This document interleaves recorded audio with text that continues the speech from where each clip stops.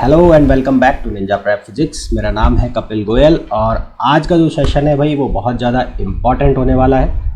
Important क्यों होने वाला है? क्योंकि आज हम बात करेंगे CSIR नेट का जो एग्ज़ाम जिसकी डेट डिक्लेयर हो चुकी है। कब हो चुकी है? 16 से 18 सितंबर।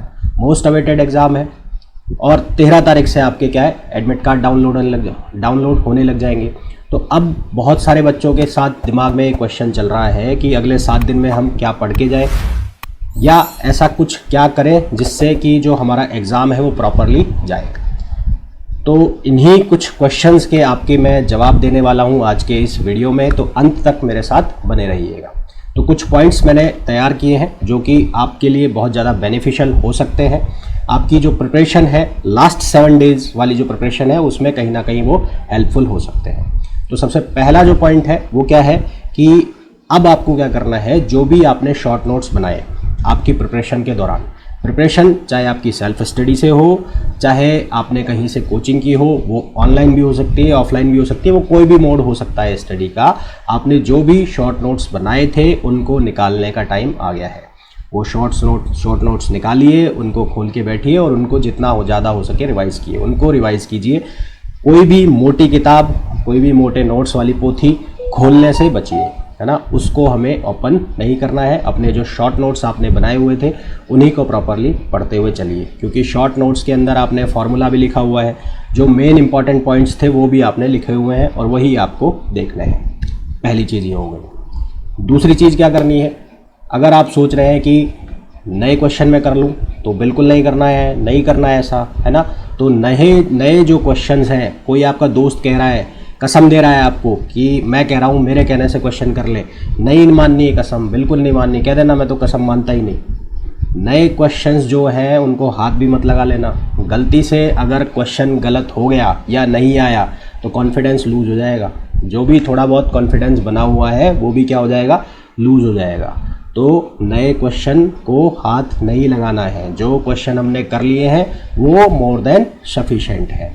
तीसरा, कोई भी नया टॉपिक जो छोड़ दिया वो छोड़ दिया, नया टॉपिक स्टार्ट नहीं करना है। ऐसा सोचो कि यार दोस्त कह रहा था वो टॉपिक इम्पॉर्टेंट है वो कर ले, मत करना। कोई बात नहीं, दोस्त ने कर लिया वो पास हो जाएगा, हमें नहीं आता कोई बात नहीं, कोई टेंशन वाली बात नहीं है, पर मत करना। समझ नहीं आया तो फिर से वही बात, कॉन्फिडेंस लूज हो जाएगा। और हमें इन 7 दिनों में अपने कॉन्फिडेंस को अप करके रखना है, मोराल को बूस्ट करके रखना है, ठीक है। फिर कोई भी टेस्ट सीरीज देने से बचना है। आते हैं ऑफर्स आएंगे कि लास्ट 7 डेज़ में या 2 दिन पहले कि ये टेस्ट दे के देखिए, हूबहू CSIR नेट से मिलता हुआ टेस्ट एग्ज़ाम पेपर होगा तो आपको अपनी प्रिपरेशन का पता लग जाएगा। नहीं, हमें नहीं करना है पता, हम एग्ज़ाम के अंदर जाके पता करेंगे। तो कोई भी नई टेस्ट सीरीज देने से बचना है।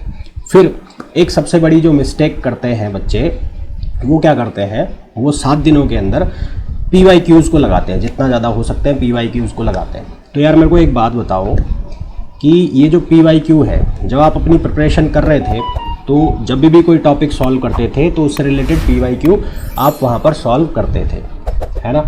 ऐसा करते थे आप? बिल्कुल करते थे। तो अगर आप वापस से उसी चीज़ को करोगे तो कहीं ना कहीं आप false confidence, fake confidence develop कर लोगे। वही चीज़ को आप बार बार कर रहे हो। अगर आपको PYQ करना है तो ज़्यादा से ज़्यादा प्रीवियस 2 साल के जो PYQ है उनको उठा के कर लीजिए, पर वो पूरा का पूरा पेपर लेके बैठिए। कब बैठना है? उसी टाइम फ्रेम में लेकर बैठना जिस टाइम आपके पेपर का टाइम हो। मतलब आपका पेपर अगर 10 से और 12 में होना है या 10 से 1 में होना है तो उसी टाइम जोन के दौरान आप वो PYQ का सेट लेके बैठिएगा और उसको सॉल्व करने लगाइएगा और देखिएगा कि उस टाइम फ्रेम में वो पेपर जा रहा है या उससे ज़्यादा में जा रहा है। ये आप ज़्यादा से ज़्यादा PYQ के साथ कर सकते हैं। फिर आपको ये जब भी आपने प्रिपरेशन की होगी 5 महीने की, 6 महीने की, साल भर की, 2 साल की, तो उस टाइम आपकी प्रिपरेशन की जर्नी में आपको ये पता होगा कि आपने क्या सिली मिस्टेक्स की हैं और क्या सिली मिस्टेक्स नहीं की। किस तरह के क्वेश्चंस आप गलत करते थे, किस तरह के क्वेश्चंस आप जहाँ पे थोड़ी बहुत गलती करते थे।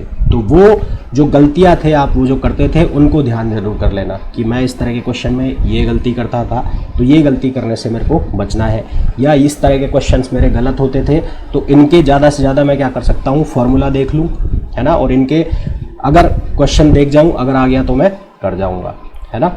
वापस से कह रहा हूँ, नए पे अटेम्प्ट मत करना, जो गलतियां करते थे उनको एक बार देख लो पकड़ के कि ये मैं गलती करता था और इसको ऐसे सही करते हैं, ठीक है, ये बेहतर तरीका है। फिर सेवन्थ और मोस्ट इंपॉर्टेंट पॉइंट है, जितना ज़्यादा हो सके उतना ज़्यादा हमें रेस्ट करना है। रेस्ट करने से मेरा मतलब क्या है कि दिन में नहीं सोना है, प्रॉपर रात में पूरी नींद निकालनी है, अपने दिमाग को रेस्ट देना है। आपने जितना भी प्रिपरेशन की है 6 महीने में, 1 साल में जितनी भी प्रिपरेशन की है, उस प्रिपरेशन को अपने दिमाग में रिटेन करने की कोशिश करो, उस प्रिपरेशन के भरोसे पर रहो और कूल रहो एकदम, और एकदम एंजाइटी बिल्कुल नहीं लेनी है। दिन में उठ के अपने शॉर्ट नोट्स रिवाइज करने हैं, PYQ अगर अटैम्प्ट कर रहे हो तो पिछले 2 साल 3 साल वाले पेपर अटैम्प्ट कर लो। उसके अलावा अपनी सिली मिस्टेक्स को देख लो, थोड़ा बहुत घूम फिर लो, रात को प्रॉपरली सो जाओ, 6-7 घंटे की नींद निकालो और एकदम ठंडे रहो। कोई भी नए टॉपिक नहीं उठाने, कोई भी नए क्वेश्चंस नहीं करने हैं, बस ये चीज़ें थोड़ी थोड़ी आपको फॉलो करते हुए चलनी है।